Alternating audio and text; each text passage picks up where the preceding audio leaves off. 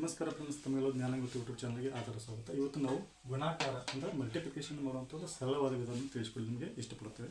ಇಲ್ಲಿ ಮೊದಲೇ ಪ್ರಶ್ನೆ ಯಾವ ರೀತಿ ಇದೆ, 25 ಇಂಟು 1001.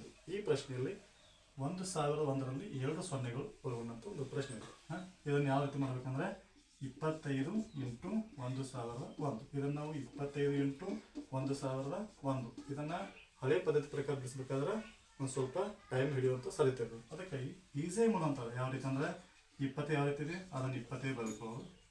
ಮತ್ತೆ ಒಂದು ಸ್ಪೇಸ್ ಬಿಟ್ಟ ಮತ್ತೆ 25 ಬರೆಯೋದು. ಇದರಲ್ಲಿ ಒಂದು ಸೊನ್ನೆಯನ್ನು ಕಡ್ತಾಡೋದು, ಈ ಸೊನ್ನೆಯನ್ನು ಇಲ್ಲಿ ಇಡೋದು. ಅದು ಯಾವ ರೀತಿ ಇದೆ ಅದರ ಉತ್ತರ ಇದೇ ರೀತಿಯಾಗಿ ಬರ್ತದೆ. ಬೇಕಾದ್ರೆ ನೀವು ಈ ರೀತಿಯಾಗಿ ಮಾಡಿ ಕೊಡ್ಬೋದು.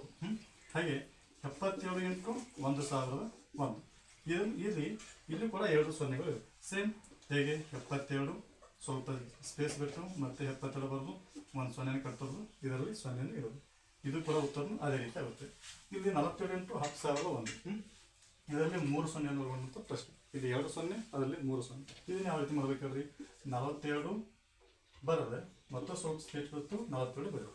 ಇಲ್ಲಿ 3 ಸೊನ್ನೆ ಇರೋದ್ರಿಂದ ಇಲ್ಲಿ 2 ಸೊನ್ನೆಯನ್ನು ಕಟ್ತೊಡಿದ್ರೆ ಇವೇ 2 ಸೊನ್ನೆಯನ್ನು ಇಲ್ಲಿ ಇಡೋದು. ಇದ್ರ ಉತ್ತರ ಕೂಡ ಯಾವ ರೀತಿ ಬರ್ತದೆ 4,20,047 ಅಂತ ಬರ್ತದೆ. ಹಾಗೆ ಫ್ರೆಂಡ್ಸ್, ಈ ಪ್ರಶ್ನೆಗೆ ತಮ್ಮ ಉತ್ತರವನ್ನು ಕಮೆಂಟ್ ಮೂಲಕ ತಿಳಿಸಿ. ಧನ್ಯವಾದಗಳು.